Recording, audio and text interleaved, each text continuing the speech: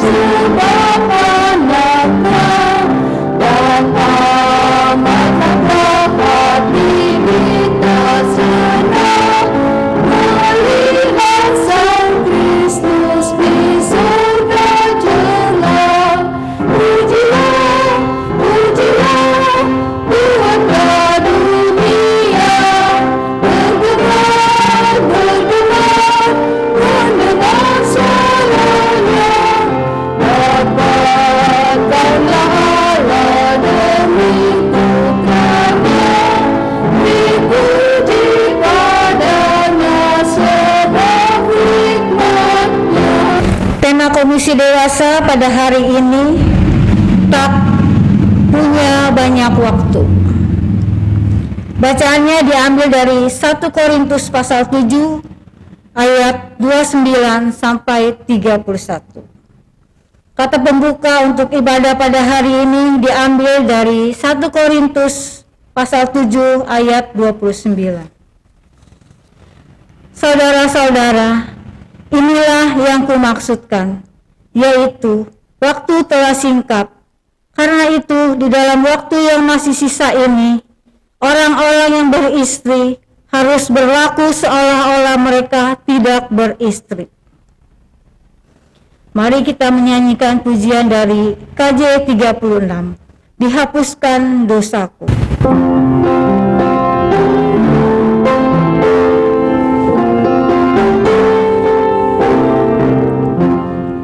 Dihapuskan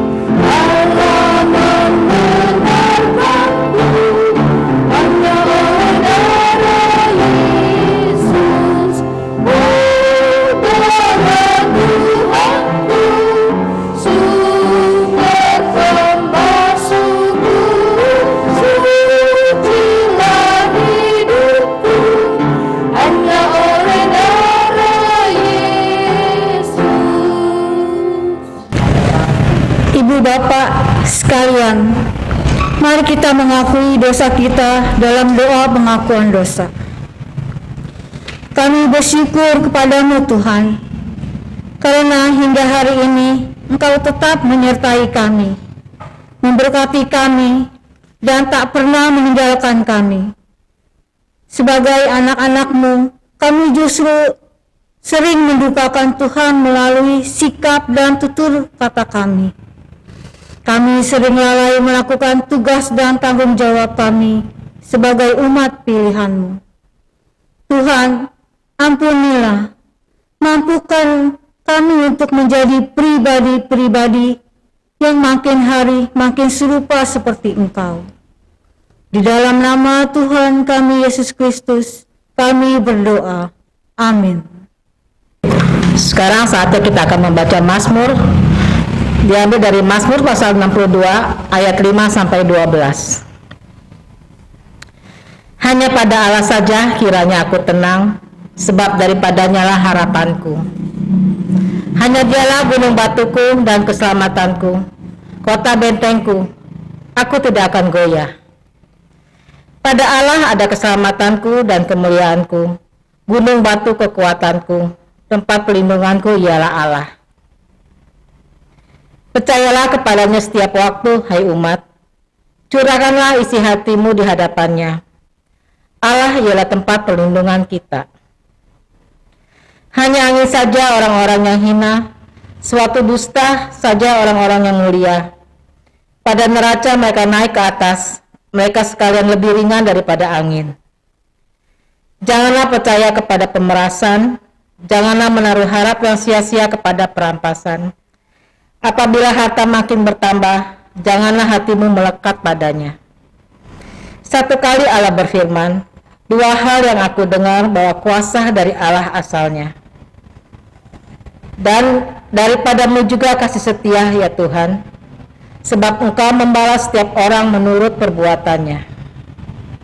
Sebelum kita akan mendengarkan firman Tuhan, kita akan naikkan pujian dari NKB 115 bait 1 dan 2. Firman-Mu Tuhan adalah kebun.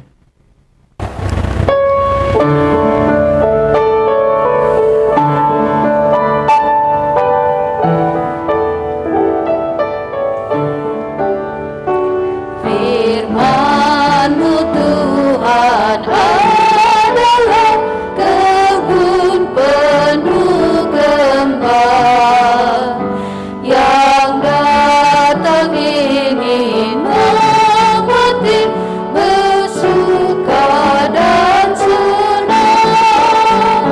Firman-Mu tambang yang penuh permata mulia, takkan kecewa siapapun yang mau menggalinya. Firman-Mu Tuhan adalah bintangan yang cerah, musafir tiada akan sesat, jalannya pun terang.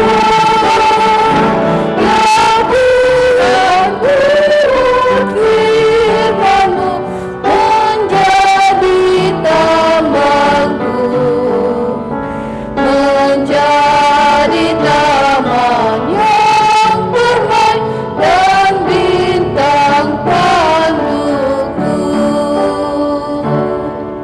Saudara-saudara, ibu bapak yang dikasihi Tuhan, senang menyapa kita kembali. Hari ini formatnya berbeda seperti minggu-minggu yang lalu. Ya, maksud saya tidak seperti minggu-minggu yang lalu. Kalau minggu yang lalu kebaktian Komisi Dewasa hanya renungan saja, dan itu rekaman yang dilakukan oleh saya sendiri untuk renungan atau pembacaan Alkitab dan renungannya. Sekarang kita persis seperti kebaktian, cuma hanya kebaktiannya di rumah. Kami yang ada di sini, kami menyelenggarakan di sini rekaman, dan kemudian saudara-saudara tentu di rumah menyiapkan ibadah dengan baik. Mari kita satukan hati, kita berdoa. Bapa dalam surga, terima kasih untuk kasih dan pemeliharaan-Mu. Untuk setiap kesempatan kami terus boleh belajar dan diajar oleh firman-Mu. Pada hari ini pun kami diingatkan kembali oleh firman Tuhan tentang waktu yang Tuhan berikan kepada setiap kami untuk menjalani kehidupan ini. Biarlah Roh Kudus tidak hanya memampukan kami mengerti, memahami firman yang pada saat ini akan dibacakan dan juga akan kami renungkan, tetapi lebih dari itu, ketika kami mendengarnya, mengertinya, kami dapat melakukannya dalam hidup sehari-hari. Sertai hamba-Mu dalam segala kelemahan kekurangannya, biarlah ia menyampaikan sabda-Mu sesuai dengan apa yang Engkau ingini. Dalam nama Tuhan Yesus kami berdoa. Amin. Tema hari ini tadi sudah disampaikan oleh Penatua Lalan, ya, bahwa tema kita tak punya banyak waktu. 1 Korintus pasal 7 ayat 29 sampai 31 kita akan baca perikop ini. 1 Korintus 7 ayat 29 sampai dengan 31, simak dan dengarkanlah firman Tuhan. Saudara-saudara, inilah yang kumaksudkan, yaitu waktu telah singkat. Karena itu, dalam waktu yang masih sisa ini, orang-orang yang beristri harus berlaku seolah-olah mereka tidak beristri. Dan orang-orang yang menangis seolah-olah tidak menangis. Dan orang-orang yang bergembira seolah-olah tidak bergembira. Dan orang-orang yang membeli seolah-olah tidak memiliki apa yang mereka beli. Pendeknya, orang-orang yang mempergunakan barang-barang duniawi seolah-olah sama sekali tidak mempergunakannya. Sebab dunia seperti yang kita kenal sekarang akan berlalu. Sampai di sana pembacaan Alkitab firman Tuhan yang berbahagia setiap kita yang mau mendengar dan kemudian memeliharanya. Memelihara firman Tuhan itu ya tentu dengan melakukannya, menerapkannya semampu yang kita bisa lakukan. Artinya seoptimal mungkin. Tak punya banyak waktu. Kalau kita tak punya banyak uang, apa yang akan kita lakukan? Pasti tak punya banyak uang, kita akan terus mencari uang. Kita akan bekerja, apapun yang mungkin kita bisa kerjakan, kita kerjakan dengan sebaik-baiknya. Supaya melalui itu ada uang, ada pemasukan yang masuk dalam kantong kita. Itulah sebabnya pada zaman sekarang ini gitu ya. Banyak orang katanya di PHK, kehilangan pekerjaan, kehilangan kesempatan. Tapi orang yang kreatif akan menggunakan kesempatan ini bukan untuk berkeluh kesah, tetapi menjadi peluang. Saya dengar banyak sekali yang mereka lakukan. Ada yang berjualan makanan, ya. Ada yang berjualan online, alat-alat elektronik.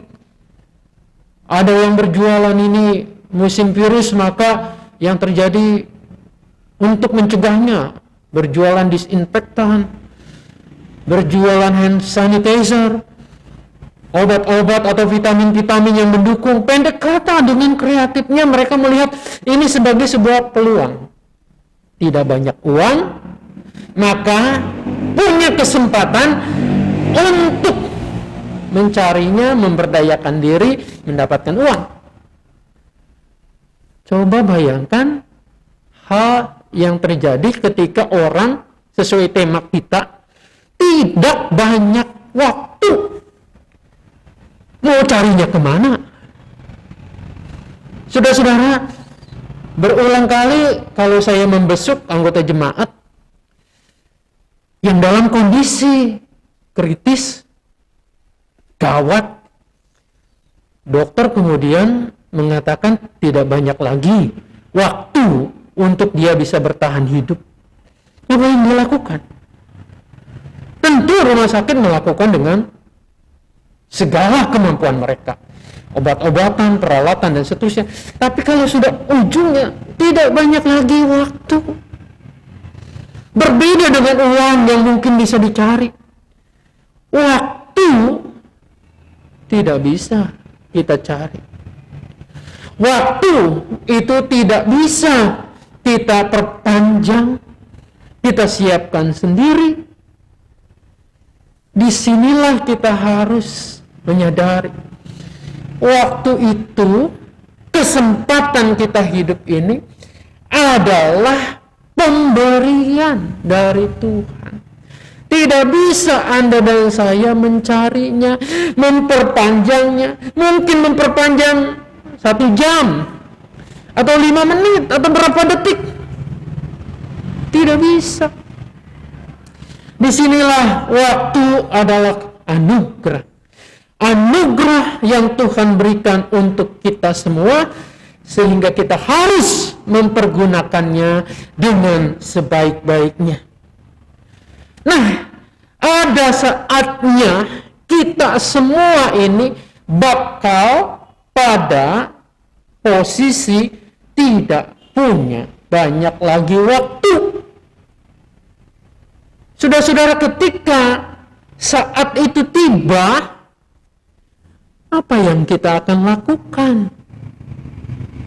Apa yang akan kita kerjakan? Apakah kita akan terus mencari uang? Apakah kita akan terus mengumbar keinginan kita, nafsu kita? Coba saya mengajak kita semua berandai-andai. Andai besok Tuhan panggil kita, panggil saya. Maksudnya bukan panggil ke gereja, tetapi panggil ke rumah Bapa. Nah, saudara-saudara, dalam waktu mungkin yang 24 jam ini, kira-kira apa yang akan Anda lakukan? Apa yang akan kita lakukan? Oh, orang akan mengatakan, oh ini mumpung ada waktu 24 jam, oh saya akan beli makanan kesukaan saya. Saya akan beli bakmi mamat di situ ya. Karena itu kesukaan saya, maka saya akan makan sebanyak-banyaknya sebelum Tuhan panggil. Atau, oh saya akan pergi ke sebuah tempat. Karena disitulah tempat impian saya punya nostalgia di sana.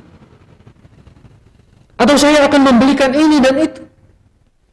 Kok saya pikir nggak ke sana ya?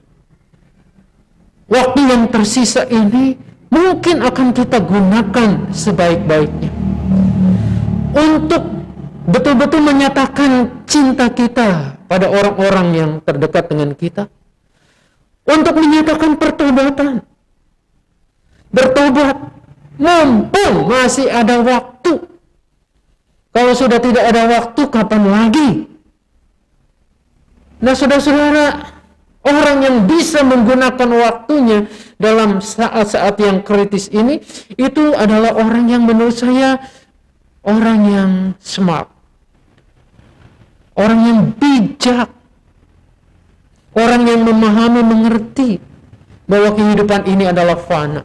Kita akan melanjutkan kehidupan dalam fase berikutnya, yaitu kekekalan, dan akses untuk kekekalan itu, tiket untuk itu adalah ya pertobatan dan buah-buah yang dihasilkan dari pertobatan itu.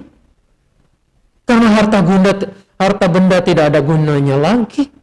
Kita tidak akan membawanya. Kita tidak akan kemudian membawa ini semua, nanti bekal kita di akhirat nanti. Bukan itu kan. Tapi seberapa baiknya kita melakukan upaya pertobatan itu. Nah, disinilah Paulus menekankan pentingnya momen atau kesempatan yang harus kita gunakan dalam waktu yang singkat, dalam waktu yang terbatas, tidak banyak lagi waktu. Nah, saudara-saudara, Paulus tadi mengingatkan dalam ayat 29, saudara-saudara, inilah yang kumaksudkan, yaitu waktu telah singkat. Bagi Paulus melihat bahwa kehidupan ini bukanlah kehidupan yang kekal, yang langgeng. Waktu ini adalah waktu yang singkat. Boleh saja kita mengatakan waktu kita panjang, umur kita panjang, setiap ulang tahun didoakan agar panjang umurnya. Tapi sepanjang-panjangnya umur kita, coba tengok di batu nisan. Ada yang umurnya katanya 100 tahun, 90 tahun. Tetap saja di batu nisan itu umurnya 1 strip. Lahir tanda bintang tahun 19 sekian, strip. Lalu kemudian tanda salib dipanggil Tuhan tahun 2000 sekian. Mau yang umurnya 1 tahun, 10 tahun, 100 tahun, tetap 1 strip. Waktu ini singkat.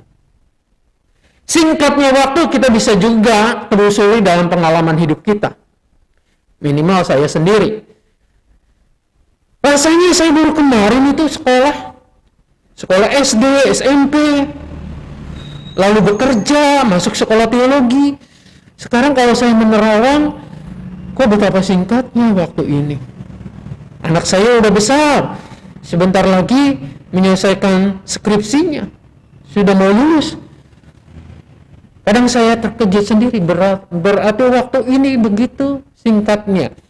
Para pemazmur, Daud mengatakan, seperti bunga, pagi ada, lalu kemudian sore layu. Kita ada sekarang, kita sehat, suatu saat Tuhan panggil kita. Nah, dalam singkatnya waktu ini, lalu Paulus juga melihat bahwa ini sangat mendesak apa yang harus dilakukan. Paulus mengatakan yang harus dilakukan, karena itu dalam waktu yang masih sisa ini, orang-orang yang beristri harus berlaku seolah-olah mereka tidak beristri. Wah, bapak-bapak bisa senang nih. Kenapa? Begitu ya. Oh, aku udah beristri. Oleh Paulus dinasihati, seolah-olah tidak beristri, bujangan lagi gitu ya. Bukan begitu maksudnya. Bukan kemudian kita menutup-nutupi, dan kemudian kita menjadi orang-orang yang seolah-olah membohongi, berdusta. Bukan itu. Seolah-olah tidak beristri. Ini sebaliknya juga, yang bersuami seolah-olah tidak bersuami. Paulus sebetulnya mau mengatakan begini ya, Bapak Ibu sekalian. Kita diminta untuk mengambil sebuah prioritas dalam hidup ini, dalam waktu yang singkat. Singkatnya waktu ini menuntut kita untuk melakukan hal yang paling penting. Yang paling penting dalam hidup kita, dalam mengisi waktu yang paling singkat ini apa? Saudara-saudara, yang paling penting dalam bayangan saya ketika Paulus mengatakan begini, yang paling penting adalah melayani Tuhan. Melakukan apa yang Tuhan perintahkan. Mengerjakan kehendaknya. Nah, jangan sampai kita punya pasangan hidup, suami atau istri, lalu kemudian itu jadi alasan buat kita untuk tidak mengerjakan kehendak Tuhan, untuk tidak mendengar panggilannya. Mudah sekali kan kita melihat kenyataan dalam hidup gereja kita. Ada banyak orang yang kemudian terpanggil atau dipanggil oleh gerejanya untuk menjadi penatua misalnya, untuk menjadi aktivis, pengurus, komisi. Lalu alasannya apa? Oh enggak, saya sedang sibuk. Saya sibuk ngurus suami saya. Saya sibuk ngurus istri saya. Nah, maksudnya kan begitu. Seolah-olah tidak beristri, ini berarti jangan kemudian istri kita jadi alasan. Jangan kemudian suami kita jadi alasan untuk tidak melayani, untuk tidak mengerjakan apa kehendak Tuhan. Ini bisa diperluas lagi. Jangan sampai juga kemudian kita menjadikan anak-anak kita masih kecil, membutuhkan pendampingan dan seterusnya, betul itu. Tetapi jangan sampai kemudian prioritas melayani Tuhan terabaikan karena alasan itu. Nah, saudara-saudara, selain pasangan hidup, anggota keluarga, ada lagi juga alasan-alasan lain. Maka Paulus juga mengatakan dengan serius ya. Dan orang-orang yang menangis seolah-olah tidak menangis, dan orang-orang gembira seolah-olah tidak demikian. Artinya apa? Menangis dan bergembira bagian dari emosi, bagian dari perasaan. Jangan sampai perasaan-perasaan kita kemudian mengganggu, menjadi alasan untuk tidak mengerjakan pekerjaan yang Tuhan percayakan kepada kita. Oh, saya sedang bergumul, saya sedang sangat sedih. Maka nggak bisalah saya melakukan firman Tuhan, maka saya nggak bisalah untuk melayani Tuhan dengan baik, dengan optimal. Apakah dengan gembira kemudian orang juga bisa otomatis langsung melayani Tuhan? Belum tentu. Karena dengan gembira orang juga punya alasan. Oh enggak, saya sedang usahanya berkembang, sedang makmur, sedang perlu ada penanganan dan lain sebagainya. Ya, saudara-saudara, ini jangan jadi alasan kemudian dalam waktu yang mendesak ini untuk tidak melayani, untuk tidak melakukan apa yang Tuhan kehendaki. Justru ketika masa-masa yang mendesak ini, maka mendekatkan diri pada Tuhan, melayani Tuhan, menampakkan kehidupan yang betul-betul manusia baru itu harus terjadi, harus dilakukan. Bukan semuanya kemudian menjadi alasan. Lalu Paulus meneruskan lagi, orang yang membeli seolah-olah tidak punya apa yang ia beli. Jangan melekat pada harta benda. Nah, saudara-saudara, disinilah Paulus mau menegaskan waktu yang sangat singkat ini jangan kemudian menjadikan kita melekat pada pasangan hidup kita, melekat pada keluarga kita, melekat pada perasaan, emosi, bahagia, gembira, melekat pada harta duniawi. Kita bisa beli ini, beli itu. Bukan itu. Saudara-saudara, kembali ke tema yang kita gumuli pada saat ini, yaitu tak punya banyak waktu. Anda dan saya diberikan waktu, ada batasnya. Nah, dalam batasan inilah marilah kita arif menggunakannya. Jangan banyak alasan untuk melayani Tuhan. Layanilah selagi kita mampu. Hidup ini adalah kesempatan, kita harus memakainya dengan baik. Biarlah Tuhan menolong kita semua untuk mempergunakan waktu yang singkat ini dengan melayani Tuhan sebaik-baiknya. Tuhan Yesus menolong, memberkati kita. Amin. Marilah kita menyiapkan persembahan kita. Firman Tuhan dalam Mazmur 96 ayat 8 mengatakan, berilah kepada Tuhan kemuliaan namanya, bawalah persembahan dan masuklah ke pelatarannya. Berdasarkan firman Tuhan ini, marilah kita yang mampu memberikan persembahan tidak menahannya. Kita memberikan persembahan bukan karena Tuhan kekurangan, melainkan karena ungkapan syukur atas anugerah Tuhan dalam hidup kita. Dan kita mau terlibat dalam pekerjaan Tuhan di dunia ini. Penyerahan persembahan dapat dilakukan secara transfer ke rekening BCA GKI Mangga Besar dengan nomor 6840299340, atau saudara dapat melakukannya dalam memasukkan dalam amplop, disimpan dalam sebuah tempat, dan nanti ketika sudah bisa beribadah di gereja dapat diserahkan di gereja. Mengiringi persembahan, mari kita menyanyikan pujian dari KJ 450, Hidup Kita Yang Benar.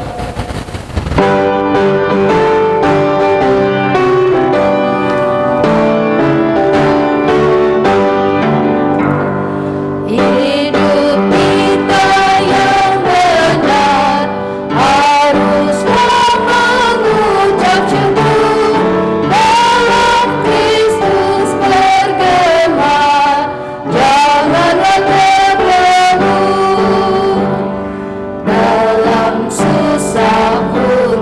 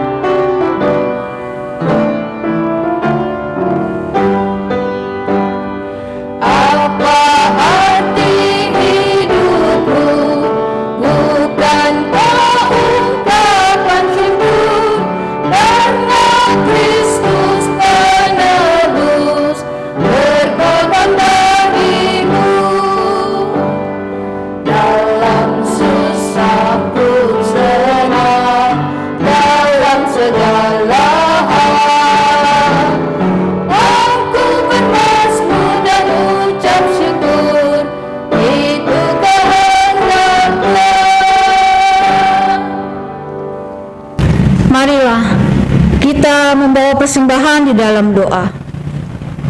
Bapa di dalam Kristus, siapakah kami ini sehingga diajak untuk memuliakan nama-Mu? Siapakah kami ini sehingga dimampukan untuk memberikan persembahan?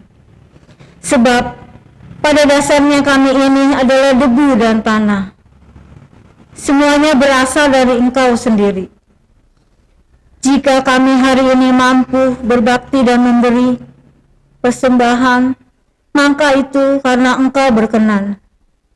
Maka sekarang terimalah dan kuduskanlah agar layak menjadi alat bagi pekerjaan-Mu di muka bumi ini, khususnya dalam pelayanan gereja-Mu di GKI Mangga Besar dan lingkungannya. Beri hikmat dan tanggung jawab kepada majelis jemaat yang dipercaya mengelolanya. Di dalam nama Tuhan Yesus, kami bersyukur kepada Bapa di surga. Amin.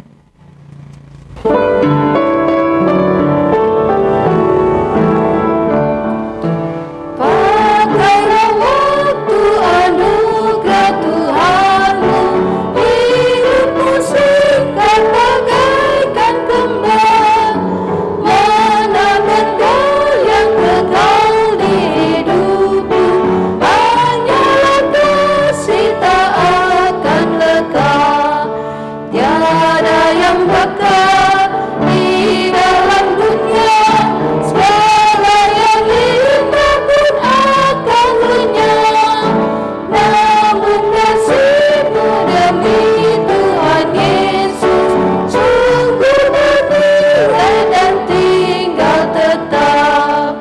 Jangan menyia-nyiakan waktu-Mu, hibur dan tolonglah yang bergelut.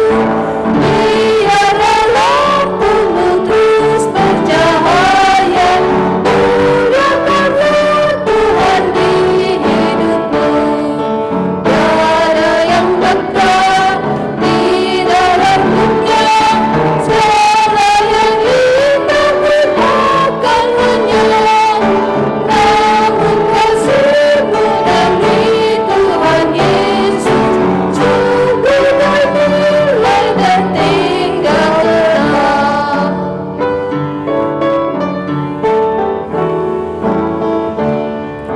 Karya dirimu demi Tuhan Yesus kan dihargai benar olehnya. Kasih yang sudah Kau tabur di dunia, nanti bertuai di surga mulia. Tiada yang bakal di dalam dunia, segala yang indah pun akan lenyap, namun kasih-Mu demi Tuhan Yesus sungguh bernilai dan tinggal tetap. Saudara-saudara, saya mengajak kita semua untuk berdoa. Tuhan Bapa di surga, kami bersyukur hari ini kami boleh diingatkan kembali supaya kami menggunakan waktu dengan sebaik-baiknya, kesempatan yang baik. Kiranya Tuhan menolong. Kami juga berdoa untuk setiap kami yang sedang dalam pergumulan, untuk yang sakit. Saat ini kami tidak bisa menyebutkan satu persatu, tapi Tuhan, Engkau yang tahu, yang memahami. Kuatkanlah saudara-saudara kami yang sedang berjuang dalam sakit penyakitnya. Mereka yang pada saat ini menginjak usia-usia yang lanjut, yang sangat rawan dengan sakit, yang gerak tubuhnya juga lemah terbatas. Berikanlah kekuatan iman sehingga orang tua kami boleh merasakan damai dan sukacita. Kami juga berdoa untuk setiap anak-anak, cucu-cucu kami yang pada saat ini mereka terus belajar di rumah. Terkadang mereka mengalami kejenuhan mereka mengalami masa-masa yang sulit. Biarlah Tuhan juga yang menolong, memberikan kekuatan. Kami berdoa untuk sekolah anak-anak kami, untuk para guru. Di pihak lain guru juga sama mengalami kesulitan. Tuhan, kuatkan mereka, jagai mereka. Kami mengingat gereja kami, Tuhan juga yang menolong. Dalam segala hal, biarlah gereja ini juga boleh terus mampu melakukan, mengerjakan apa yang Engkau inginkan. Kami sadar kami banyak keterbatasannya, tetapi dalam kesadaran kami itulah Tuhan yang memampukan kami untuk terus menjadi alat di tangan-Mu melayani. Kami berdoa untuk penanganan virus COVID-19 ini. Kami gembira vaksin sudah mulai diproduksi dan mulai dipergunakan. Kami memohon tangan Tuhan ikut campur, baik dalam keampuhan vaksin ini maupun dalam pendistribusiannya. Mereka yang mungkin sulit terjangkau, yang membutuhkan, biarlah Tuhan yang menolong supaya itu semua sampai. Kami merindukan sebuah tatanan dunia yang baru, yang bebas dari sakit penyakit ini. Biarlah tangan Tuhan memberkati, menjauhkan dari orang-orang yang mempergunakan kesempatan ini. Mereka yang serakah untuk mencari keuntungan di balik bencana ini. Kami juga mengingat saudara-saudara kami yang dalam keadaan bencana. Bencana gempa bumi, banjir, tanah longsor, bencana, kecelakaan yang terjadi. Tangan Tuhan kiranya menolong, memberikan juga kekuatan dan pemulihan. Melalui anak-anak Tuhan, Tuhan juga boleh bekerja. Bapa di surga, kami serahkan juga relawan-relawan, khususnya tim GKI yang bekerja sama dengan orang-orang di tempat bencana. Berkatilah. Dan setiap anak-anak Tuhan yang terpanggil untuk memberikan bantuan, Tuhan juga yang menggerakkannya. Bapa, inilah doa-doa kami. Tiliklah kami juga di rumah kami masing-masing yang berdoa untuk masalah kami. Kami percaya bahwa Tuhan menyertai. Kami menyerahkan semuanya ke dalam tangan kasih-Mu. Di dalam nama Tuhan kami Yesus Kristus kami berdoa kepada Bapa di surga. Amin.